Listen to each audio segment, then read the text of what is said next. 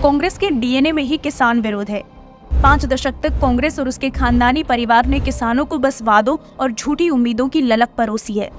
आइए हम आपको बताते हैं कि कैसे कांग्रेस ने किसानों के साथ विश्वासघात किया और क्यों इसे एंटी फार्मर पार्टी कहना जरूरी है। नेहरू का कार्यकाल। नया देश आजाद हुआ था तो हर वर्ग की तरह किसानों को भी नई सरकार से उम्मीदें थी, लेकिन ये उम्मीदें तभी चकनाचूर हो गई जब नेहरू ने स्वतंत्रता दिवस के अपने पहले भाषण में भारतीय किसानों का जिक्र तक नहीं किया। नेहरू ने 80% खेती किसानी वाली देश में एग्रीकल्चर से ज्यादा इंडस्ट्रीज को तवज्जो दी, वो भी तब जब भारत अनाज की कमी से जूझ रहा था। लेकिन नेहरू जैसे बुद्धिजीवियों की विचारधारा ये थी कि घरेलू उत्पादन को बढ़ावा देने से बेहतर है सस्ते में अनाज इंपोर्ट करना। इसके चलते 1951 में भारत को अनाज के लिए अमेरिका के सामने हाथ फैलाने पड़े।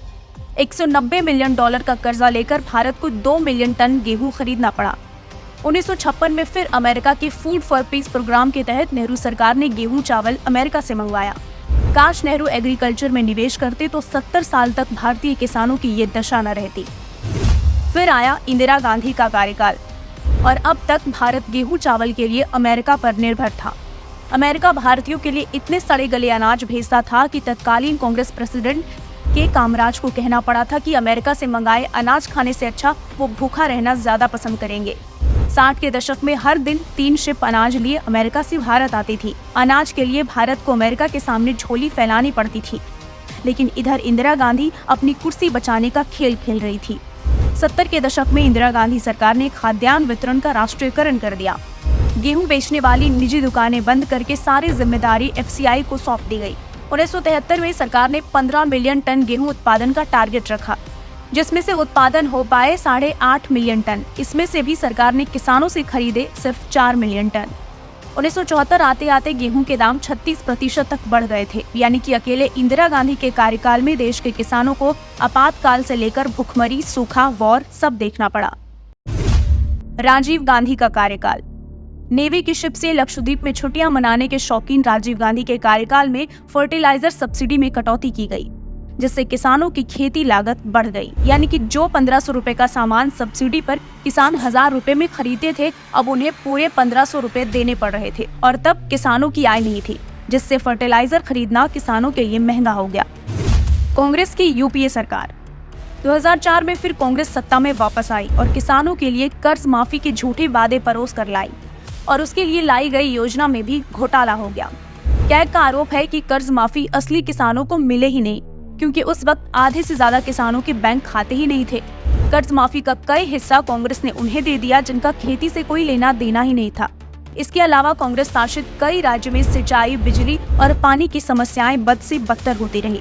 2013 में भूमि अधिग्रहण अधिनियम में संशोधन किया गया, जिससे कई किसानों को अपनी जमीनें गंवानी पड़ी। भूमि अधिग्रहण प्रक्रिया में किसानों को उचित मुआवजा नहीं मिला और उनकी जमीन उद्योगों और रियल एस्टेट प्रोजेक्ट के लिए कौड़ियों के भाव खरीद ली गई। राहुल गांधी ने बार बार एमएसपी की वकालत की है, लेकिन उनकी सरकार को जब स्वामीनाथन की रिपोर्ट के आधार पर एमएसपी लागू करने का मौका मिला तो उन्होंने इससे इनकार कर दिया।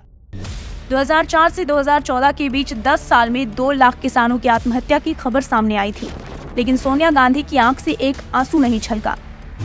किसानों के लिए जनरल डायर बनी थी कांग्रेस। कांग्रेस के काल में न सिर्फ किसानों की आत्महत्या की घटनाएं बढ़ी, बल्कि खुद कांग्रेस का इतिहास अन्नदाता के खून से सना हुआ है। 1986 से 1995 के बीच हरियाणा, दिल्ली, मेरठ, मध्य प्रदेश सहित कई राज्यों में कांग्रेस के आदेश पर की गई गोलीबारी में 60 किसानों की मौत हो चुकी थी।